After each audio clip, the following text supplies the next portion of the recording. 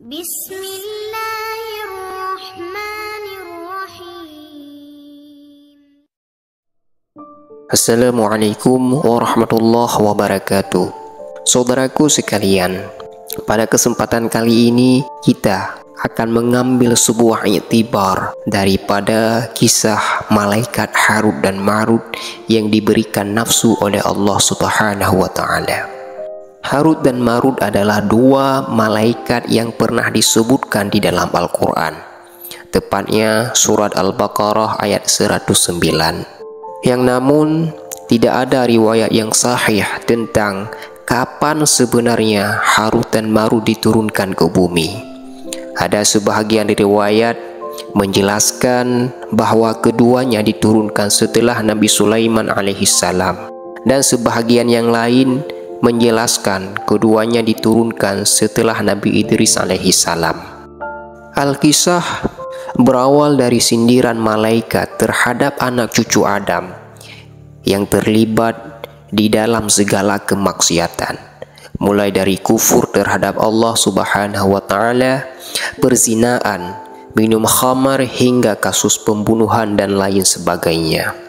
Ketika itu malaikat berkata kepada Allah Subhanahu wa Ta'ala, "Wahai Tuhanku, Engkau menciptakan alam ini untuk beribadah dan taat kepadamu, tetapi mereka malah kufur terhadapmu, memakan harta haram, mencuri dan meminum khamar dan lain sebagainya."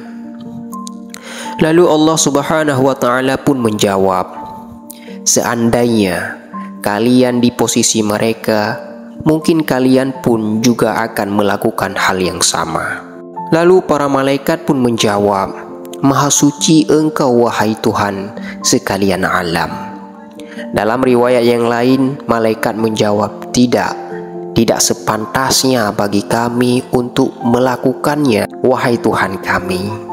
Lalu Allah Subhanahu wa Ta'ala berkata, "Kalau begitu, serahkan untukku malaikat yang terpilih di antara kalian."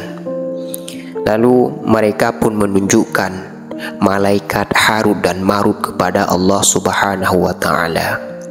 Kemudian Allah Subhanahu wa Ta'ala memberikan keduanya hawa nafsu dan menurunkan keduanya ke bumi seraya berkata, "Sembahlah Allah, jangan pernah kau menyekutukannya dengan apapun, dan janganlah kalian membunuh jiwa yang diharamkan, memakan harta haram, berzina, dan meminum minuman yang memabukkan.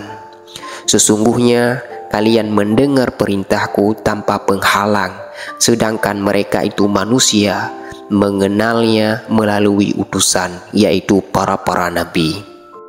Lalu keduanya sampai di bumi, tepatnya di sebuah kota Babilonia, yaitu satu daerah yang ada di Irak. Keduanya pun menetap di sana dan memutuskan hukum untuk manusia dengan penuh keadilan untuk beberapa saat. Sehingga suatu ketika keduanya bertemu dengan seorang perempuan yang cantik. Dalam riwayat yang lain disebutkan, wanita itu datang kepadanya untuk mencari keadilan. Lalu keduanya langsung tertarik kepada si perempuan itu dan mencoba untuk merayunya. Perempuan itu pun menolak keduanya, kecuali mereka mau mengikuti agamanya. Lalu mereka pun menanyakan apa agama si perempuan itu. Perempuan itu langsung mengeluarkan patung yang ada di sakunya. Lantas keduanya langsung menjawab, "Kami tidak akan pernah menyembah hal yang seperti ini." Mereka pun pulang dan bersabar terhadap nafsu yang menggejolak di dalam diri keduanya. Keesokan harinya, mereka kembali ke tempat perempuan itu dan mencoba merayunya kembali. Perempuan itu tetap menolaknya, kecuali mereka mau mengikuti keyakinan dirinya. Namun keduanya tetap enggan untuk menyembah berhala. Melihat keduanya enggan menyembah berhala, perempuan itu mencoba menawarkan 3 pilihan kepada mereka serta berkata, "Jika kalian benar-benar menginginkanku, maka pilihlah salah satu di antara 3 perkara ini. Yang pertama, kalian sembah berhala atau membunuh seorang manusia, atau kalian minum khamar ini. Lalu keduanya pun menjawab, tidak sepatutnya bagi kami menyembah berhala dan membunuh manusia. Namun berikanlah kami khamar ini saja.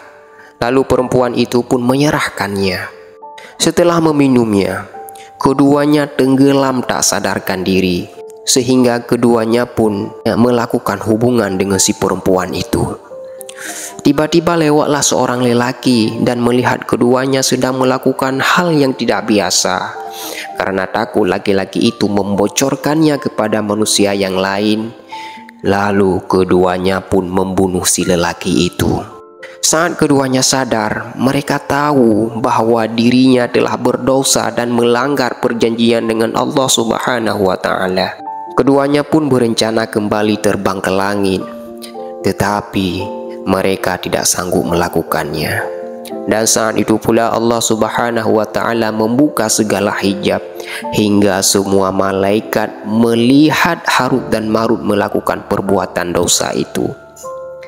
Dan akhirnya para malaikat meminta ampun kepada Allah Subhanahu wa Ta'ala terhadap Bani Adam yang terjerumus di dalam dosa, dan mengakuinya siapa saja yang tenggelam di dalam hawa nafsu akan mudah baginya jatuh di dalam kemaksiatan.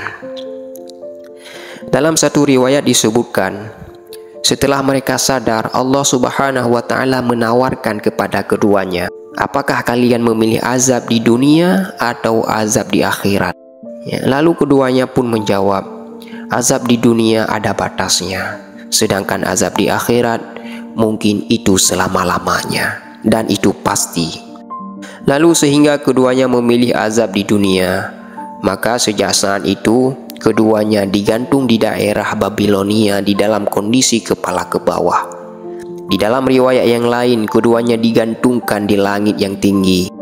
Adapun si perempuan itu, maka Allah Subhanahu wa Ta'ala merubah bentuknya menjadi bintang dan diangkat ke langit sehingga dikenal dengan sebutan Zuhrah. Itulah sedikit cuplikan daripada kisah Harut dan Marut. Dan berbicara tentang kisah daripada Harut dan Marut ini, maka terjadi banyak khilaf di antara para ulama. Mungkin cerita ini adalah yang paling sahih di antara cerita-cerita yang lainnya. Namun para ulama berselisih faham tentang masalah kisah ini. Ada yang membenarkan dan ada pula yang mereka tidak mengakui akan cerita itu. Yang pada hakikatnya, benar tidak benarnya daripada sebuah cerita, andai kata cerita itu dapat bermanfaat bagi kita, maka kita dapat terpetunjuk. Karena di balik sebuah kisah, itu terkandung maknanya tersendiri. Wabillahi taufiq wal hidayah. Hasbunallah wa ni'mal wakil, ni'mal maula wa ni'man nasir, wahdinas siratal mustaqim.